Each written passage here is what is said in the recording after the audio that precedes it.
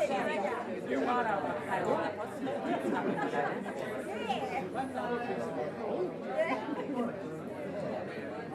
want more?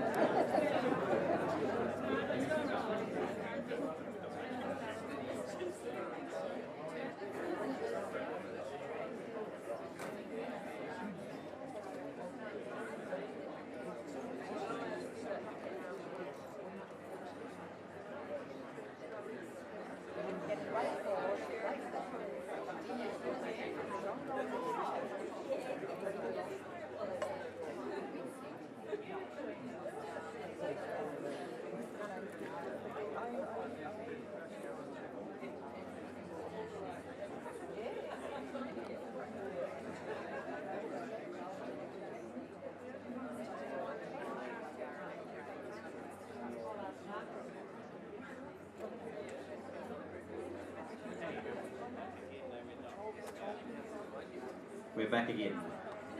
Thank you all for reassembling. And welcome to Anthony Perrau, who has joined the department in about October, I think, of last year, and holds the title of General Manager Asset Management, which keeps him very busy. And for him to devote 3 hours effectively, an hour to get here, an hour to talk to us, an hour to go home again, is something that we acknowledge and are appreciative of. And I'm not going to take any more of that time, despite the fact that you're looking in your pockets. There's an on button and the light flashes and we're away. Thank you. Can everyone see that okay? Yeah. Can you see that or do you want to light it? Lights.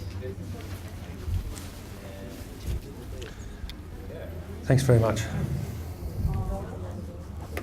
Well, hi. Thanks for having me. They said there'd be a few people here. I didn't think there'd be this much. Look, I've only got an hour, I'll tell you just quickly a little bit about myself, and then what I'll do is, this presentation is got a university focus, okay, because that's the last job I did. But a lot of what I'm showing you, I think, as I learn to work with you all, is fairly relevant to what you're going to go through and what you're going through at the moment, particularly in the fact that, you know, the kind of buildings you've got, the kind of challenges in teaching you may be facing and all that kind of stuff. So I'm going to try and, it's in two halves. The first half I'm going to show you some examples of what you can do with older type buildings that you'll all be able to identify with, and what we did with them and what we achieved in those kind of buildings from a modern teaching perspective. And the second half of it, if you like, is about, I'm just going to give you a bit of a look at what I think, and I'm pretty sure because I know the university sector very well, is where teaching is going and learning is going for kids, you know. And it's even, if you like, I'm finding now, because a lot of these universities, I might just digress there for a bit, are actually getting kids from school in earlier. So what they do is they run classes for schools, as you all probably do as well. So they're getting kids like from year 10 to year 12 in. So the spaces I'm showing you today, they're running classes for kids in years 9 to 10 to 12 in most universities now. Just they get kids to come in for like week blocks and they do project work with them.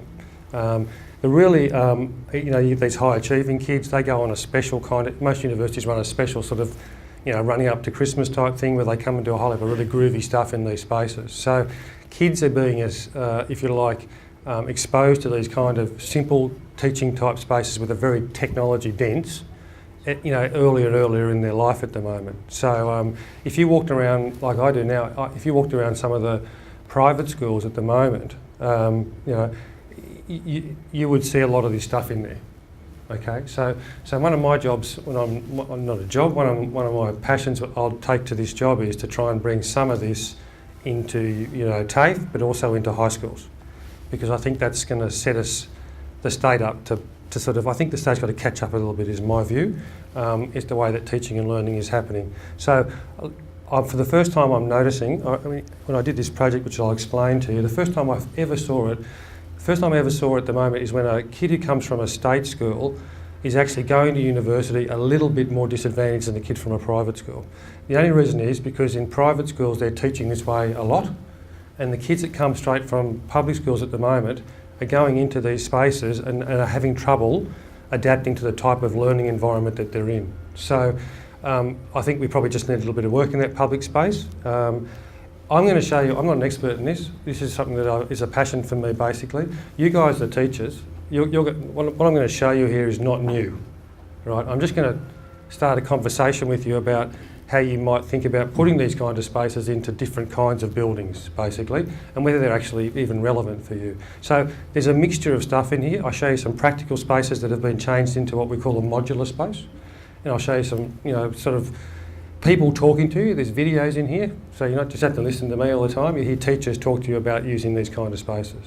So it's in two halves, buildings and probably a bit about teaching. My background is, I'm an engineer by profession, a structural engineer. I've worked in the industry I worked as a consulting engineer for about 7 years. So I designed a lot of buildings, ended up in my world, you end up in project management I'm from that era. Nowadays they don't because they pay them very well. But in my era you sort of had to move on to management to sort of go up in these kind of companies. So I ended up in project management, did that for 15 years. I've delivered just about exclusively education buildings. I've done some hospitals. I've done a couple of primary industry buildings, but mostly educational buildings from high school to tertiary.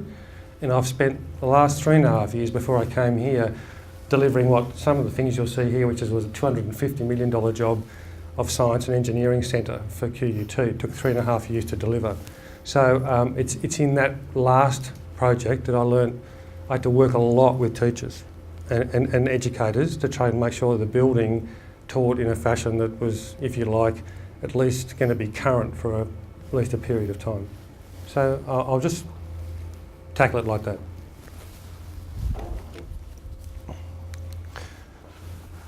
So that's my all-time favourite picture, and I've done a few presentations on this building. If you're in the Property Council, this building is been shortlisted one of 3 to win the national award.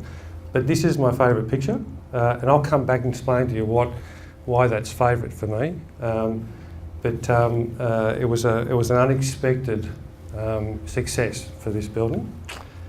So look, I'm just going to give you, I have to run this through because the only way I can put it in context for you to show you everything about where this project was, because you can identify particularly people here in highly urbanised areas of Sydney, so that you can understand how we had to think about doing things a bit differently. So that, if you like, has this got a pointer? That's QUT. All of that there. So that's Parliament House in Brisbane, if you know Brisbane at all. This is the CBD, comes all the way down here. And QUT sort of right on the edge there. So effectively, for all intents and purposes, it's CBD.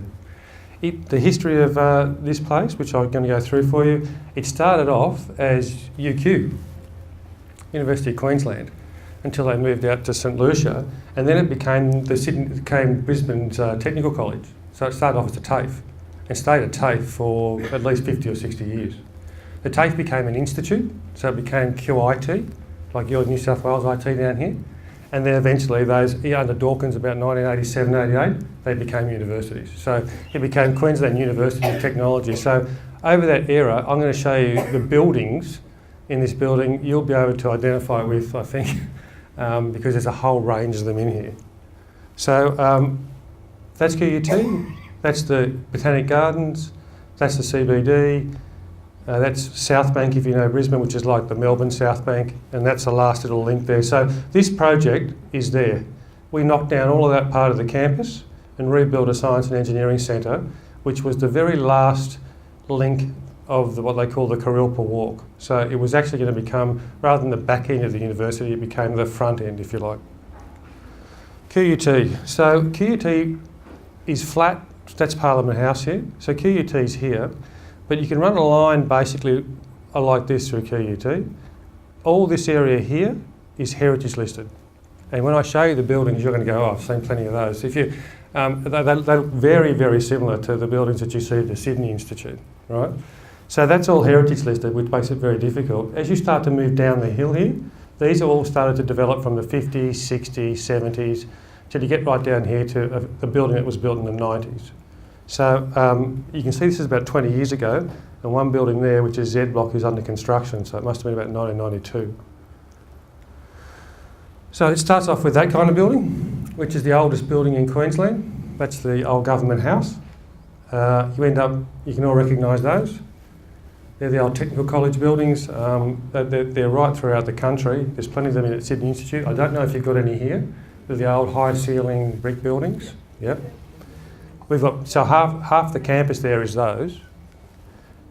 You get the old sort of 60s, 50s, 60s buildings. You've got plenty of those out here. Yep. And you can see just sneaking in there, at the back there, you're starting to get into the 80s, 90s, where they started to do everything in concrete.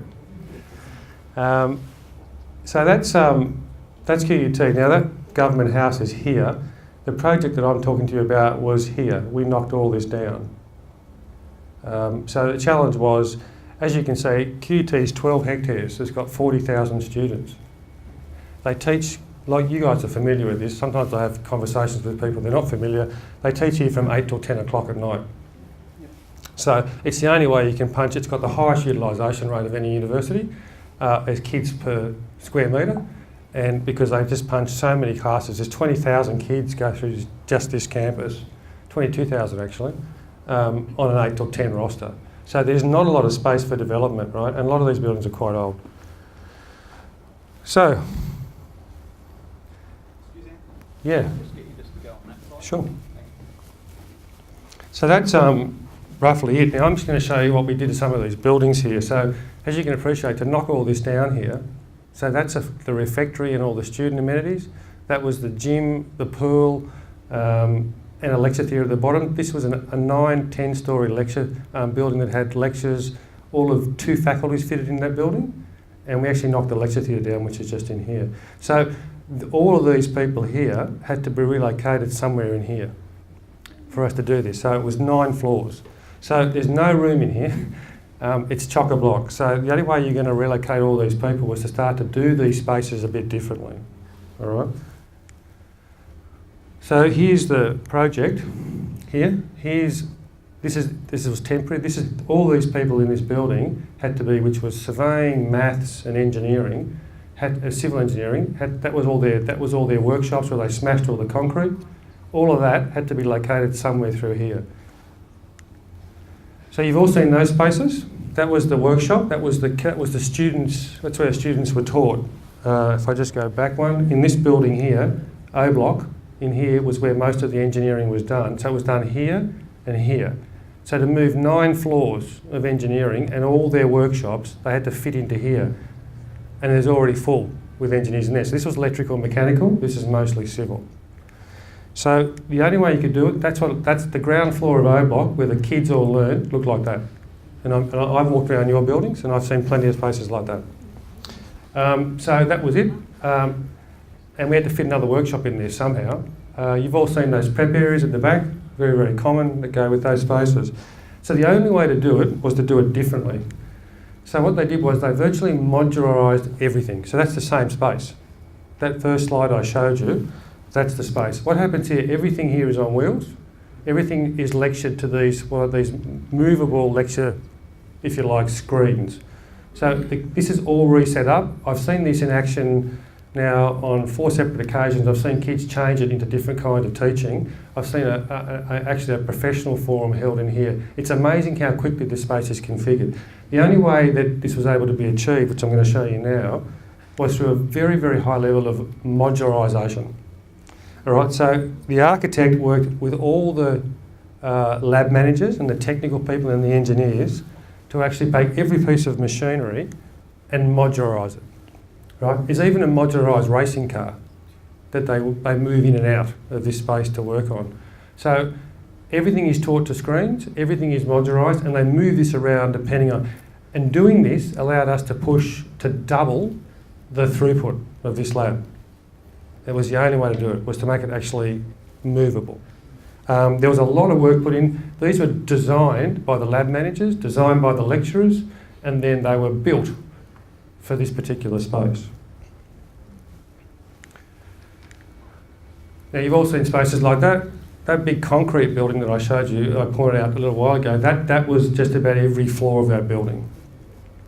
Okay, there's little offices off to the side, there were tute rooms here and there, but we had to actually teach about another 1,024 seats we needed, because in that building I knocked down there was 1,024 lecture seats to fit into this building and learning areas. So the only way was that they gutted it and started to bust it up into glass and spaces like this.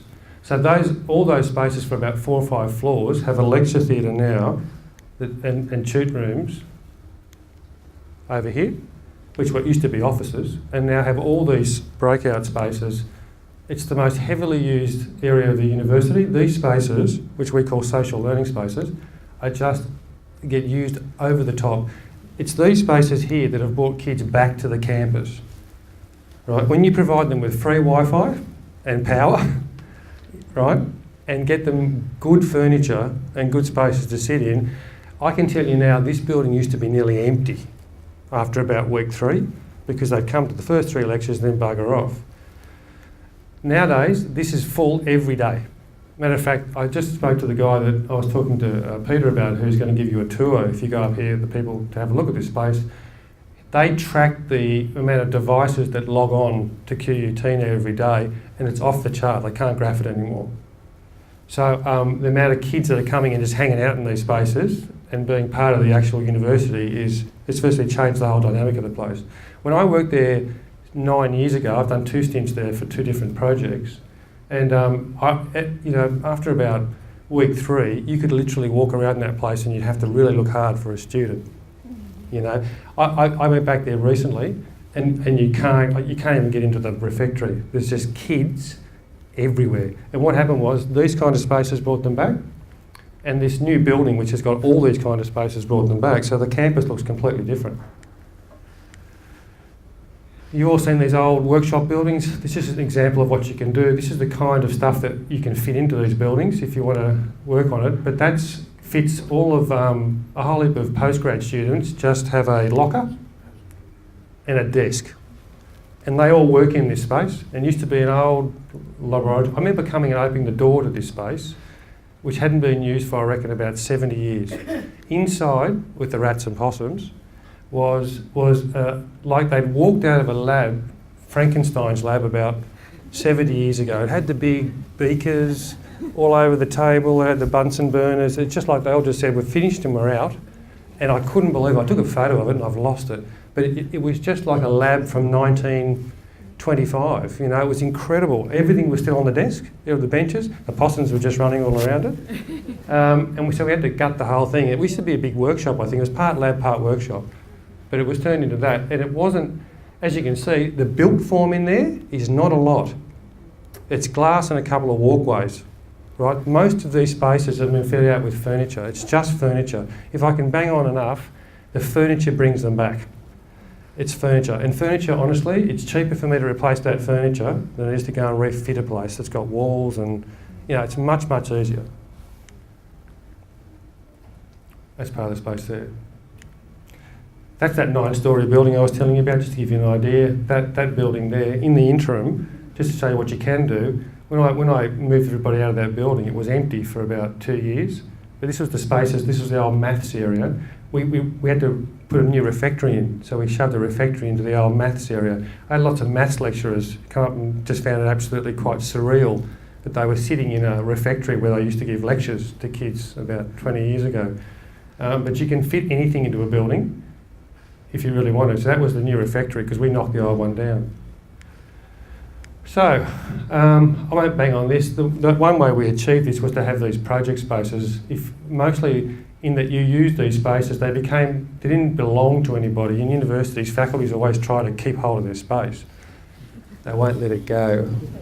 You know, terrible. You know, I'm sure that doesn't happen here. But the only way we could do this was to actually get faculties to say, well, it's not your space, it's the university space. So we built lots of project spaces which a faculty or a group of kids could set up in and do stuff in, but it wasn't your space. It was timetabled. The utilisation rate of buildings went up about 50% when we said it's not your space, it's the university space. But the two-edged sword for me there is that you can't do that unless you provide decent space for people to use. So you've got to, if you want to have the space centrally, you've got to make sure it's good space. Because kids, you know, can't push kids through to, you know, horrible space. It's got to be good space. Oh, it's a couple of things. Now this is that's a really all I'm going to show you on the fit out, because that's the boring part really. This is the stuff that really gets me going, is the teaching changes, right? And I actually caught up with my old comrade whose job it is to keep on the front line of this for universities.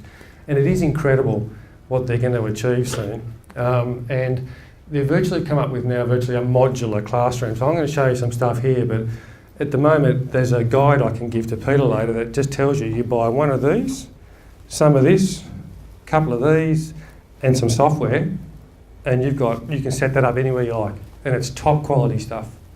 And I could just use this space, which I'll show you to prove it, and turn it into a really good teaching space if I had the right modular podium, because you've got to have a front of the room, the software, the screens and the furniture. I could do anything in here. And that's the way most universities are being built now, is that spaces are becoming extremely flexible. What they're finding is, which I'm going to show you here, is that in doing the project, we left it to the last minute to decide what spaces to put in there. So we ran a trial. We got a space like this. We set it up with different kinds of furniture. We'd come in every week and change the furniture. And we pushed kids' classes through there and got lecturers to peer review it. So they taught in it, used the technology, used the furniture, and then over a period of 6 months, the kids all gave surveys, the teachers all gave surveys, and we all looked at the results, and it was reviewed to get what the final outcome was. Outcome in summary was, kids in these technology spaces, if the teacher can use the technology, they love it. Like, it goes off the chart. Attendance rates in some of these classes went up 85% because they wanted to come and sit on the groovy furniture and listen to the lecturer use the screens really cleverly. So they learnt with the assistance of technology. So when a lecturer was able to use it, they loved it. If the furniture was crap, they hated it. So we tried lots of different furniture. And when the teacher, unfortunately, couldn't use the technology and tried to use the room as a didactic type delivery, the kids hated it. They just hated it. There was just so what did it teach us? We didn't launch into this. We launched into this with realising, bloody hell, you have to actually help the teachers teach in these spaces, otherwise it's a big problem. So we actually, as the project went on, we set up a really big teacher training area. So we set all this up for teachers to train in. Taught them how to use it, taught them how to flick it around. It's very, very simple when I show you. But in a teaching environment, it takes a bit of skill to say, okay, I teach a bit differently. So the kids went up by about 85%. They used to come early, because what they used to say was, you guys have got to set the room up. So they didn't want to waste any room, so they used to hang around out in the corridor, waiting to get into the room. And when in the corridor, they'd be talking to each other and about the class, and so the kids started lining up to go to this particular class. So it was a big, big change, and that's really what we put into this new building.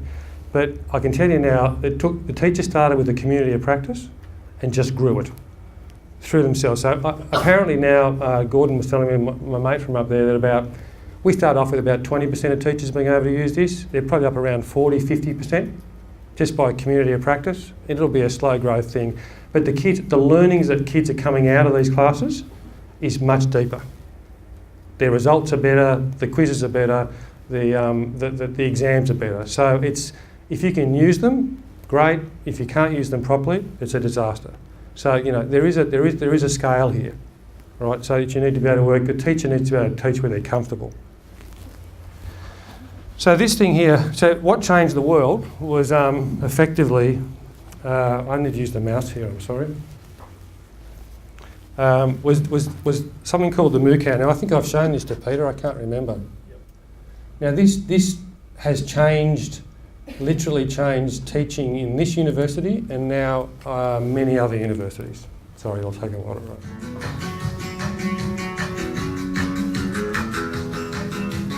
Okay.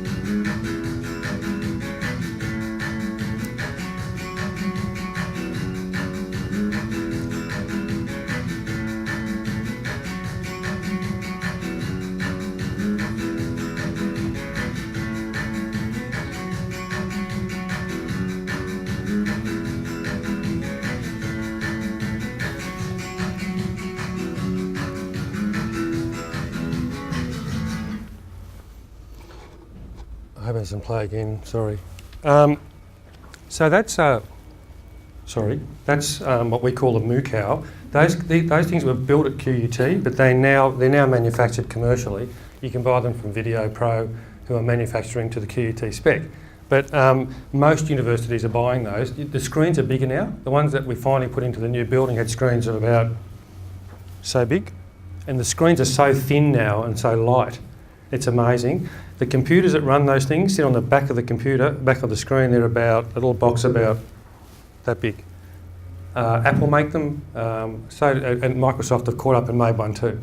So they're very, very compact. They give exceptionally good vision, high definition, and they're all linkable. So when you put them in a room with software, you can link 9 screens up, and I'll show you that. So a teacher can walk around and teach, and they have control over their screen from the podium, but they can throw any vision from that onto any screen through software. They can take any kid who's working on something and take that image and put it onto every other screen. So, and what they do is they set kids problems. So they give them, if you like, content as a group, and they work collaboratively on the content. So they then set them tasks. So they basically they have to go and find things out basically, and then the teacher comes and tells them. As kids start to progress, they pull the kids that are progressing. They take their image, they show it to the other kids. So it's that kind of reinforcement type thing. I'll show you how that works. It's amazingly simple. It's a piece of software that links them all up. So that allowed us to set up classrooms virtually anywhere we liked. So this, I'll give you an indication of just how flexible, how this has changed the way what you can do with a space.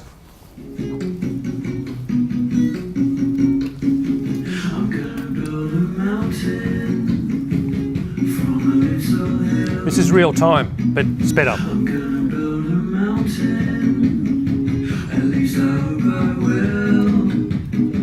I'm gonna build a mountain, I'm gonna build it high. I don't know how I'm gonna do it, I only know I'm gonna try.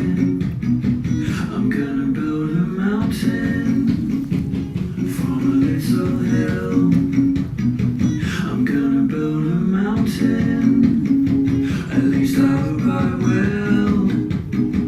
I'm gonna build a mountain, I'm gonna build it high. I don't know how I'm gonna do it, I only know I'm gonna try. I'm gonna build a daydream from a little hope.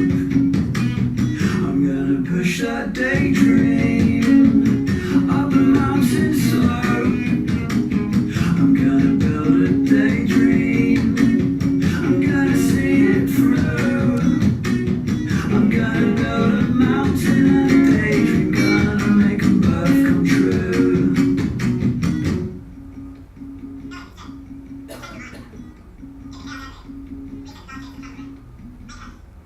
I'm gonna build a mountain from a little hill. I'm gonna build a mountain, at least I hope I will.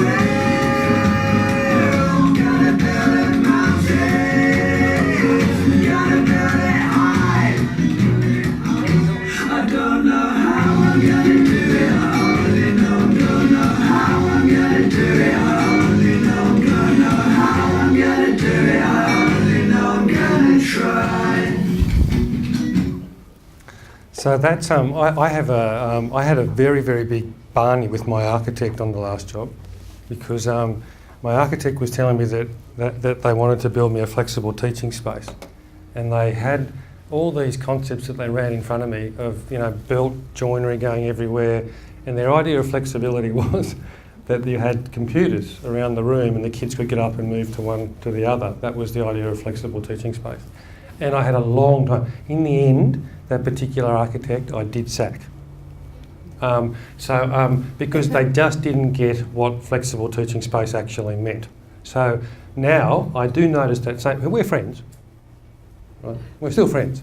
But I do notice that same architect going and giving lectures, which I happened to sit in the audience of once, where he's espousing the new, revolution in teaching spaces. And if I'm in the audience, he tempers his presentation.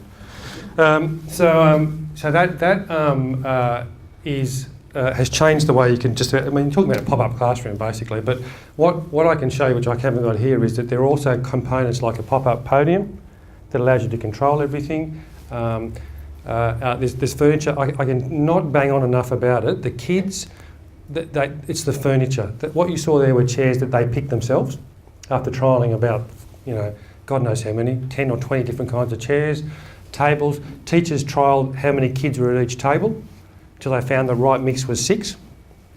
So all of that went into the new building. Those little groovy little chairs like Daleks, they come from the States. They're made by Steelcase and they're very, very popular in the States. And they were slow to take off, but I noticed recently on their website, I can see the Daleks in lots of spaces now. So they must have got used to using them. And that doesn't just go for teachers, for furniture in teaching spaces. In your social learning spaces, in your, anywhere where kids can congregate, it's furniture and technology and colours, if you like. It's design that gets them in. Can they sit there? Can they sit comfortably? Does it look cool? Can I get really good Wi-Fi and can I charge my laptop? That effectively gets them back into the campus. It's pretty simple, but when you think about it, it's reasonably cheap. So I'm going to now. This is just so that you can believe me. This is a group of teachers who have actually actively used these spaces since they were first. Since they were first. These were some of those community of practice teachers I told you about that actually got in and used them from a very early stage, and they'll talk to you about what they found in using some of these spaces. So these are the people that actually have grown the community of practice.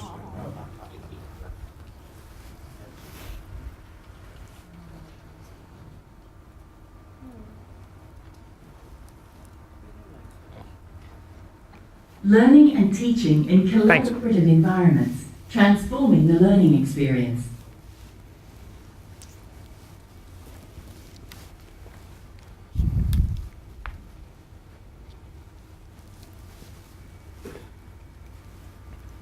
Queensland University of Technology is developing a range of world-class learning environments that embrace new forms of active and collaborative learning, seeking ways to foster innovative learning and teaching approaches that increase student engagement and inspire a passion for learning.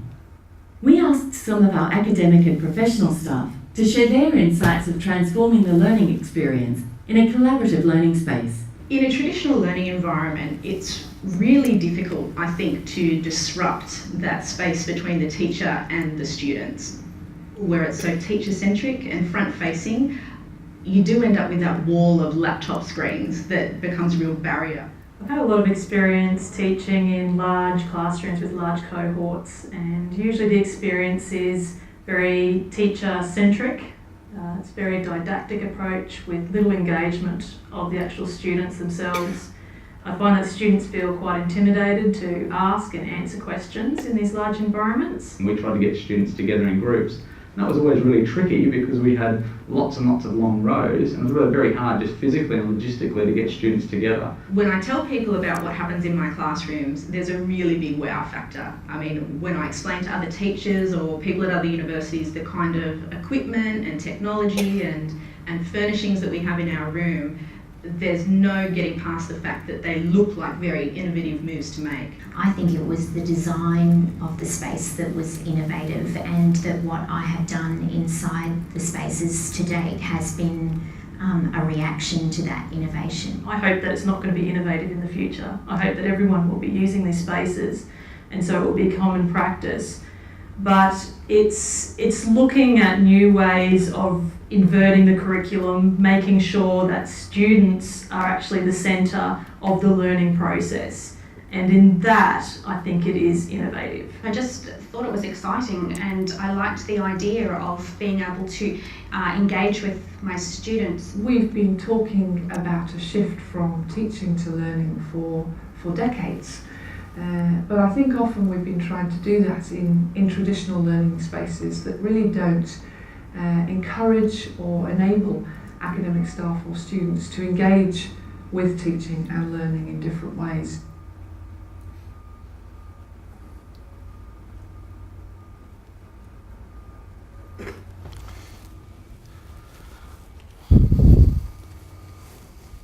To find out more about transforming the learning experience for your students, contact the QUT Learning Design team or Sorry. So I worked with just about all except one of those teachers there to put this when we did this building. And they're all telling me, like I told you, it's growing from about 20% to about 40%. I think some of the things that I've got a great picture here that I usually use, which I won't bother now because I haven't got time. But that picture of that lecture theatre, I've got a great slide that I open up, another kind of teaching presentation, which is this lecturer standing in front of this lecture theatre out the front there, and there's not a kid visible, except right across one side you can just see one kid who must be too scared to sit down the front. So he's up on the side wings there, and she's delivering a full lecture. So she delivered the whole lecture and one kid was in the whole thing. It's about a 300-seat classroom. That's what, I can tell you now, that's what universities were being faced with, right? That was happening everywhere. You had all these beautifully crafted lecture theatres and kids would turn up for day one, maybe day two, maybe second week if you're lucky, and then empty. And all the teacher had to do, the teacher had to stand there and deliver the lecture because it was being streamed. So it was empty, the place was empty. They don't do it anymore with those big theatres. We created, if you like, small flat tier theatres. They're a slight, I can show you a picture of one. They're about 100 to 200 seat theatre. They have big wide benches where there's 2 seats per row, so kids can turn around and talk to each other on the same level.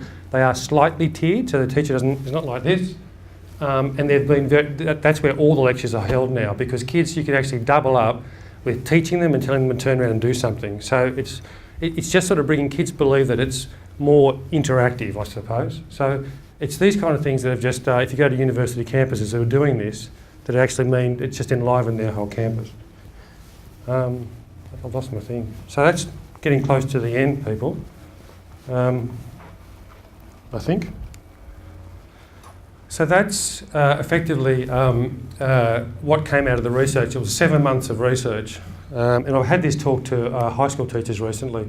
In New Zealand, if you go to New Zealand, there's a couple of New Zealanders are always so innovative. You know, really annoys me. Sorry for but I've got a lot of very good, I got a lot of New Zealand friends, and I used to spend a bit of time in New Zealand, but they are, maybe because they're small and nimble, but they're always at the cutting edge on some things. In New Zealand, they've got high schools now, there's about 3 now, that if you walk through them, you wouldn't think it was a high school. I got a shock in my life. It's a public school. But what they're doing is, they've put those flat-tiered lecture theatres for about 200 kids in. The kids go and have content delivered on a timetabled basis for an hour here, an hour there through the day. The remainder of the week, they break up into those collaborative spaces and they use the content for problems, and they bring them back at the end of the week at some time and download what they learnt. And that's how they teach. And what they're finding is the results coming out of those high schools are astounding. Maybe because kids are doing it, I don't know, but that's how they're teaching. We haven't got anything like that here in New South Wales. I do know that there are some of the private schools are doing it that way, right? Because I've seen 3 of them, but we're probably not doing it here. So there is plenty of evidence on the deeper learning, the high attendance rates. I can guarantee you that if the furniture is groovy, the technology is good, you can use the technology, and there's plenty of spaces to hang out, you'll get attendance rates up. And that's really, I won't go there. So look, just so you know that I have scars, I actually moved, I know you're all going to laugh at this, but up to associate professor level in this building, sit in open plan. And I have the scars to prove it. Right? I have a lot of challenges on this job, the technology in this job, which is a whole other presentation. The thing behind the scenes in this building are really something to see. But by far and away, the biggest challenge was the change management for the academics. It was just such hard work. In the end, the only way we got through it was we showed them, I built prototypes, I got them to use it, they got familiar with it. I really, really went over the top in that space. They accepted it because in fitting it out, we gave them open plan, but open plan's been terribly done in the past. It was just, open plan was you take, offices and turn them into boxes. It's been very, very badly done. When it was originally done in Scandinavia, I think, open plan was like a space that you sat, but you had other spaces to go to. So you went, you went here if you wanted to talk to somebody. There was better furniture. So we just, I just took the design of it off the architect and gave it to a workplace consultant, right, who does the furniture properly. So we just spent really good furniture, great workstations, plenty of space, didn't cram them in, gave them really good breakout spaces, gave them places to sit and talk because they love to be able to talk and think, all that kind of stuff. Gave them good meeting spaces and gave them really good views. And we put some money into their space and they all accepted it. Not all, there's about 15% that didn't. But they all sit in there, and we're talking about associate professors. It's unheard of to have an associate professor sit at a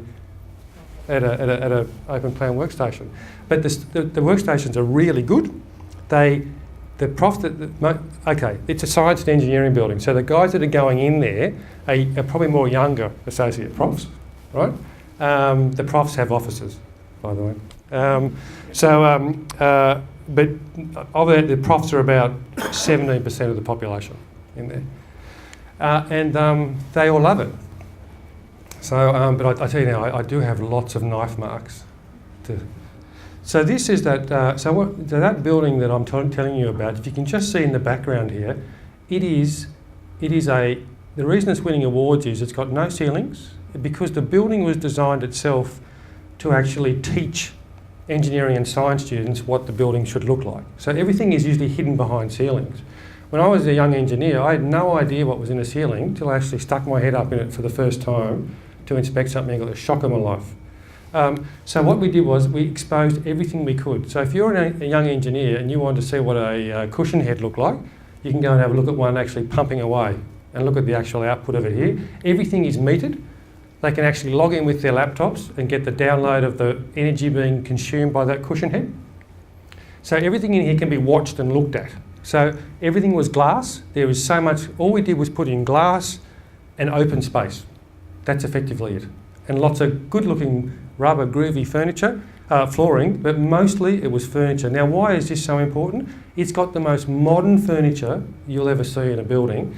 But we just thought for fun, it was about 2 weeks before it opened, no, about 3 weeks, we thought, let's stick some old stuff in there and just see what happens. So we went out and stuck in little areas of old stuff, like this. It took me a long time to find this stuff, by the way. I know you're going to say you've got plenty of it at home, or your mum's got plenty of it, but I can tell you now, it's very, very hard to find these old shoes. Now see that? Do you know what? That's openable, and I went back there 3 weeks ago. No. In January, and not one bit of stuff's been nicked. And a matter of fact, some kids added a little trinket in there. These drawers haven't been damaged. These lights, these old chairs, the most popular place for kids to sit and have a meeting is that thing. It's always full. It's chock-a-block. You can't get to that chair. You can't get these things. I had to get the carpenters to actually come and repair these because they were just getting such a flogging. So it was quite, I'm not saying that this works everywhere, but when you juxtapose something like that for kids against a really, really, really modern arty, cutting edge technology, but everything in here is really shiny and silver. And that, they just loved it. It's had a couple of articles written about it. Look at that space. So you can see the ceilings. The ceilings are like, I can tell you now, that is one of the most complex ceilings you'll ever see. All of this is steel, stainless steel, concrete, and that's an old Chinese table from a village, because in China, they're knocking down lots of these villages. And all this lovely old, handmade furniture is just coming to Australia for fairly cheap. But we found that one in a great old table. That comes out of a Chinese village, it's made out of Chinese elm. And all these shutters, so we just built all these up. I had a terrific interior designer lady working with me, and she just set all this up. So it's in little pockets around the place. This you can't get a seat here. So anywhere you have a nook and cranny in a building, little nooks and crannies, you can stick anything in there if it's groovy enough, and the kids will start to occupy it. This is actually in a staff area. This is where a group of researchers meet every morning over coffee and work out whatever they're going to do, you know, whatever that is. But you can see all the old things, they just loved it. That's it. I have 3. I'm doing questions seriously, Anne. Yeah. All right. All right, we're going to run questions the same way, and Tanya's leapt in first, and we've got, what would that be, 10 minutes? Not for you. Just a few things. Sure. Where do you store everything? How much room do you need to store it all? We don't actually take it out of the space. Sorry. You mean in the... Well, when those 4 people were moving things in and out, where were they moving it in and out from? that room? So, to other... So all of those furniture just tilt. They tilt up like that. So they're just stored into one area of the room, all pushed together. They probably take up about how much space? All stood up. The chairs, the little chairs all just stacked. The other ones, they all sit in the corner of the room, but nothing leaves the room. So good point. The room can't be too small, otherwise you can't change it. No, Yeah. no. With everything on wheels, how much increase in injuries has there been?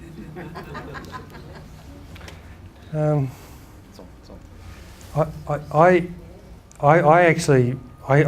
hung around for 6 or 7 months after that building was opened, and I don't recall being phoned up about lots of injuries. I couldn't answer. Not that I'm aware Their of. work and health safety to death. Yeah, yeah, I know what that's. Those Yeah. wheels worry me. yeah. Won't they be lockable? Aren't Yeah. they lockable? Yeah, you they're can lockable. lock them You lock in 'em. position, Yeah. so they won't. You lock them and you lift them. We've Yeah. already got Yeah. some of Yeah. that, so Yeah. Dalek chairs are in the library at Miller, if you want to see them closer. There you go. Thank you. That's a good follow on from what I was going to ask. At the beginning, you showed a space that had circular areas. Was that a learning space, or was that sort of an open planned Wi-Fi student drop-in centre? Was it right at the beginning? Yeah, right in the beginning. Yeah, it's a what? Sorry, it's what we would call what they're calling social learning spaces. So anywhere, it's effectively, if you like, it's a corridor. Right? No teachers. No teachers, but what happens is what the teachers are doing, they're adapting as well. So the tutors, right? They will offer. They come down from the ivory tower. They come down and make themselves available in those social learning spaces for an hour in a day. The kids come, talk to them. They move around the kids, and it's like so that you kind of just making the most. It suits them, and it suits the kids to be in the one space. And the teacher, they started coming down in coloured shirts. So if you had a different right colour on, you knew what faculty you were from. But in the end, the kids just got to know them all. So they make themselves available, and the kids just. So what I can show you a picture. Every single piece of space on that campus now that we could actually stick a social learning space into, we have, because it just you just can't meet the demand.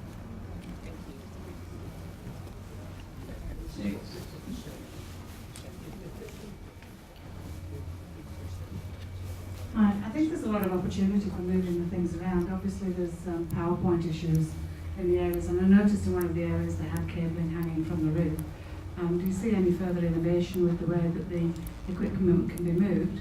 And if I can do this as a two-part question. In some situations you may find that the equipment tends to stay in a certain format. How do you reinvigorate people to change the flexibility and the use of the room?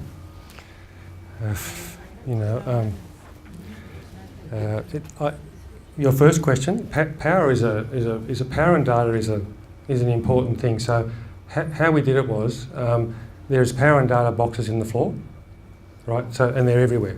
So you can just go and lift them up, plug the thing in, put the cow over the box, and teach from that point. To be honest with you, if you went, you can't do this kind of stuff without. If you please don't forgive me. Please forgive me. If you're going to be anal about health and safety, in like everything's got to be taped to the carpet and whatever, you can't do this. right? What's happening in most universities is it's just not causing an issue. So they're just not. So I'm not saying there's cables everywhere. You bring the things, they have a flexi cable on the back. So you find the box, you plug it into the box, you put the power in there, you set the cow there, you move the chair around there. So teachers will set that up anyway, and I've seen them do it. So you're right though, if a space is being used, if the teachers who happen to be choosing a space to teach in like the way it's configured, and there are a group of them, they won't change it. But you can change it. For instance, because they're changing what they do, when they bring like the grade, the 10s, 11s and 12s in for their week of fun, you've got to change the room. So it sort of works. You're invigorated with what you do in there. One of those spaces actually is now used for art. We set it up as a wet space, so that you can actually, all those walls you see there, all that glass is writable. So they write on all the walls. It's just, if you walk through that, it's got stuff, and I'm not talking about penises and stuff like that. They actually put numbers and things on there. But we were worried about that. But they use it, and they write on it. But there's one space where architects use now, which is a wet space, where they just clear all the furniture out, stack up to one side, spread all their stuff around the floor, and do all their, painting and drawing, their creative stuff. But it's right next to where you might be learning electrical engineering. It's quite an interesting mix, yeah. I can hear you. Yeah, but the no, glass interactive enough allows it to record the images that's used on the glass? No, wish we could. I know, that'd be fun. Yeah. Well, we can't record the images from the glass. Oh. Yeah. Sorry. I'd just like to say that I signed off on Melville's furniture yesterday for the Business and Finance faculty over at Granville in our business centre. Was it groovy? Very colourful, you'll like it, for all of them to come and see.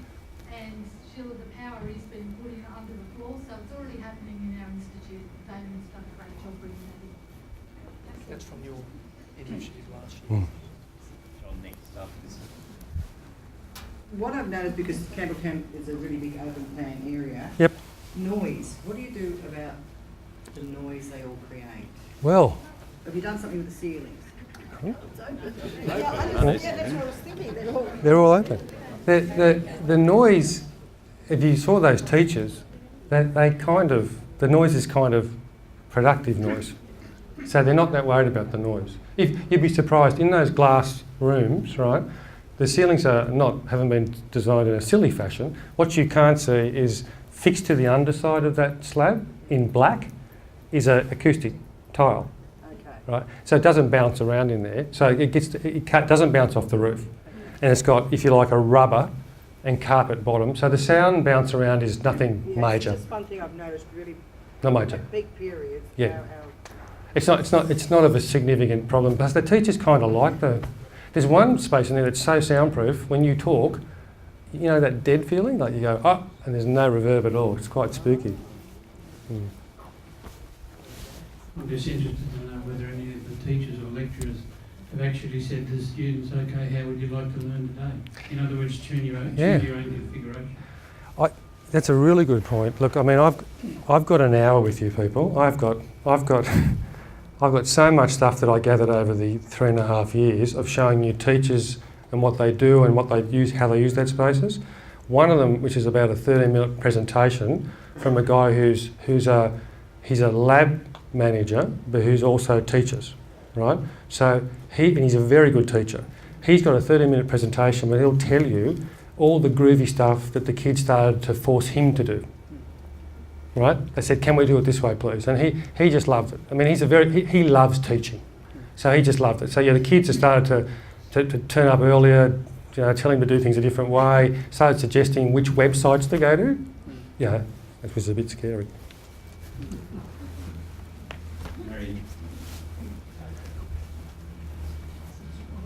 I'd just like to add that a couple of years ago when the schools had some funding initiatives, my children's school used their funding. Remember, many schools put in holes and things like that. Our children's school put in an agile learning space. They knocked down the walls, they got the teachers to work together, they did away with the whiteboard, blackboard. The students took stable tables and went to a corner or any spot in the room they want to learn from. And they did, after a while, realise it was noisy, Tanya, and they came back and put the foam insulation in the ceiling. There is a glass bubble in the centre of the room, so students with learning difficulties or advanced groups went into those bubbles and learned. So that was a different concept for schools. Yeah.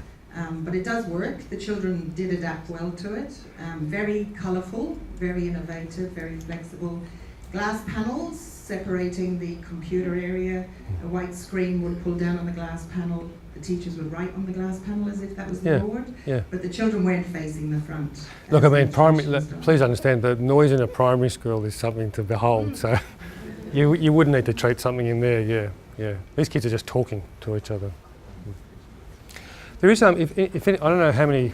I got a very short presentation. If you're interested, I can show you now. There's a quick video which shows you it's about 3 minutes. The guy who produces it, Andrew Whitaker, he's not the best presenter, but he's teaching you like this. But it just shows you how simple it is to the software to use the screens. Did you want to have a look at that? Okay. Hi, I'm Andrew Whitaker from QUT's Learning Environment. QUT is introducing a new screen sharing tool into the problem-based learning spaces. It's a simple software-based solution that enables multi-directional collaboration in the classroom. Utilising the same lecture theatre facilities that you are familiar with, there's only a short learning curve before you can start using the tool for presentation and for collaboration. The tool has 3 basic functions. It shares the presentation on the main screen with all the student screens. It captures presentations from individual student screens and displays these on the main screen. It can then display captured student screens to all the other screens in the room. To launch the Viewpoint software, we simply double-click on the icon on the desktop, and you'll see the loading screen appear. Once loading has completed, we can see the Viewpoint Connect label at the top of the screen. If we roll the mouse over the label, we see the toolbar appear with the Viewpoint icons. On the left-hand side, we have the mouse icon, which is used to send the teacher screen to the student screens. And here we have the cows icon, which is used to capture the student screen to the teacher screen. To launch your presentation from the teacher screen to the student screens, first select your content. Then simply move up to the Viewpoint toolbar at the top of the screen and select the mouse button. This will highlight orange, and the teacher screen is now being displayed to all student screens. To stop displaying to student screens, move up to the Viewpoint toolbar and select the mouse button. The button is no longer highlighted, and the teacher screen is no longer being displayed to the student screens. To capture a student screen to your presentation screen, roll the mouse over the Viewpoint toolbar and select the cows icon. You will see the student screens available in the room. To select your screen of interest, double-click on the icon. The student screen is now displayed on the teacher screen. You also have control of the PC and can play the content. To send your captured student screen to all other screens in the room, move the mouse up to the Send to All button at the top of the screen. Select the button, the text changes, and the button highlights and flashes orange. Your captured student screen is now being sent to all other screens in the room. To stop sending the captured screen, move the mouse back up to the Sending button and click. The text changes to Send to All, and the captured screen is no longer being sent to other student screens. To stop capturing the student screen to your presentation screen, move the mouse up to the top right and select the X. You have now returned to your presentation screen. That's it. That's showing all the textures.